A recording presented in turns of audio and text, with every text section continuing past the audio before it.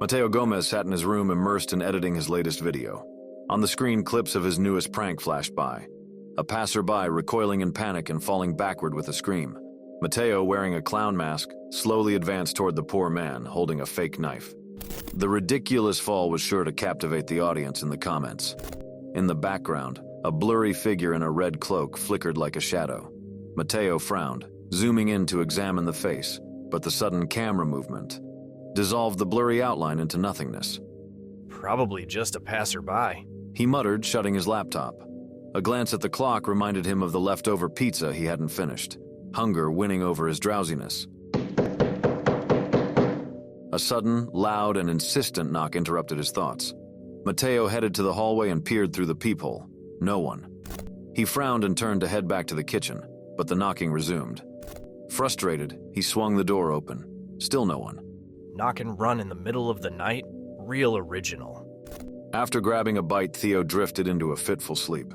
In his dream, thick fog consumed everything around him, leaving him only one option: to run.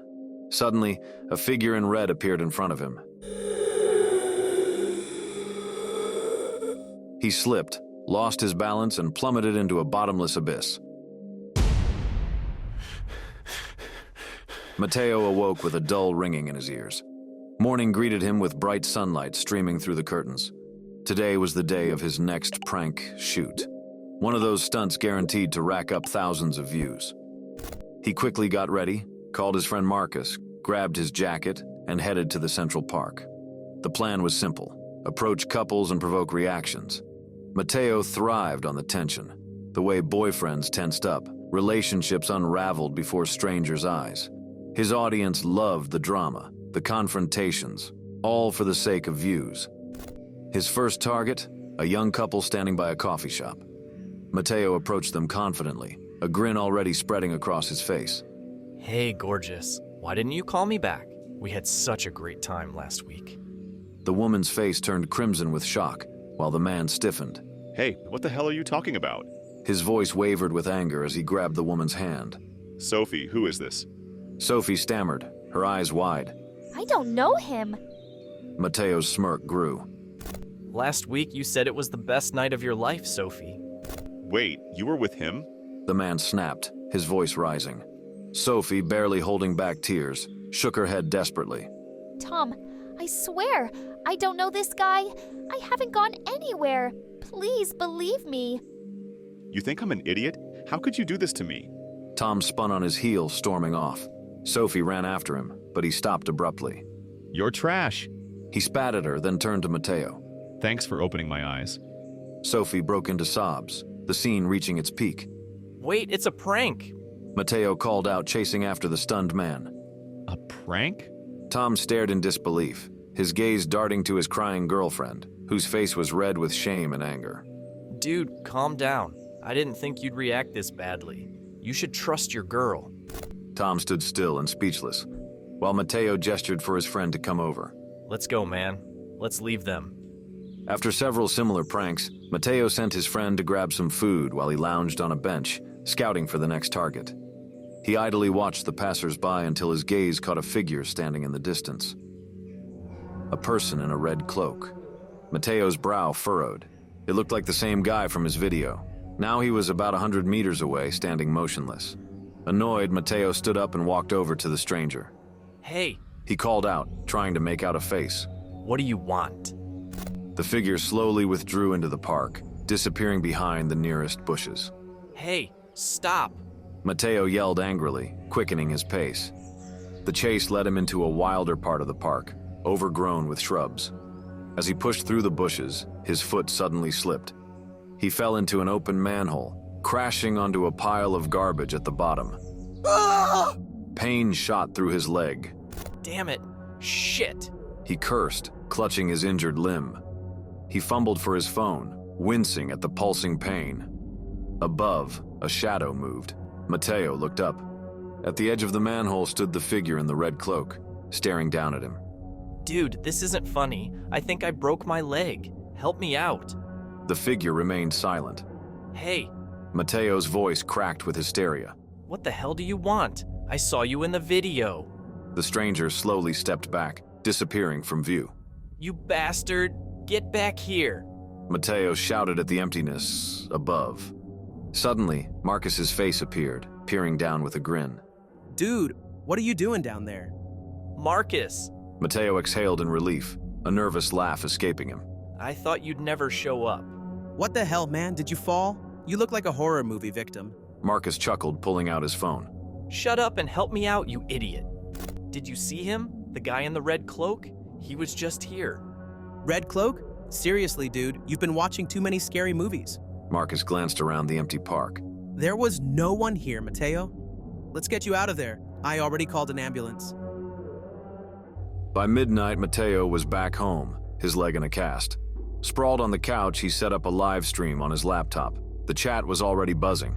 Guys, big update. I'm out of commission for a few days. He tapped the cast on his leg. Broke this today. But the creepiest part? How it happened. He recounted the day's events, showing clips from the park. The chat exploded with reactions, some laughing, others expressing concern. Look, if you see this guy, record him, but don't approach him. I think he set me up to fall into that manhole. It's like I've seen him before. Exhausted, Mateo ended the stream, closed his laptop, and dragged himself to bed, unaware of the nightmare waiting for him. Theo woke up in the middle of a park, his breath ragged.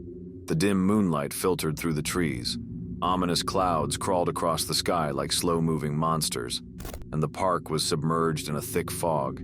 Out of that fog, a figure emerged, a man in a red cloak moving slowly like a shadow. His face was painted white with cracked makeup, giving him the appearance of a grotesque puppet. Well done, Theo. You really know how to fire up a crowd. The guy said, his voice eerily calm, almost admiring. As the stranger drew closer, Theo wanted to reply, but his tongue felt glued to the roof of his mouth. You like a good show, don't you? Well then, enjoy this one. The guy laughed, and in that moment, a knife glinted in his hand. How about a prank just for you? He slashed the air with the knife. The blade didn't touch Theo, yet a searing, burning pain tore through his stomach. It felt as if his insides were being ripped apart, though there wasn't a single visible wound. It's just a game. Don't take it too personally. The guy said, slashing the air again. The fresh wave of agony sent Theo collapsing to the ground. Stop it! Theo cried out, tears streaming down his face.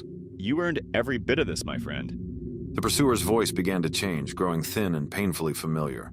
Theo looked up and saw that the monstrous mask was gone, replaced by the face of a teenager.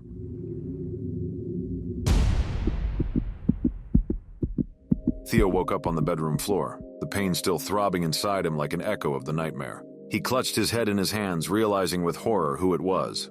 The boy they had bullied on the streaming.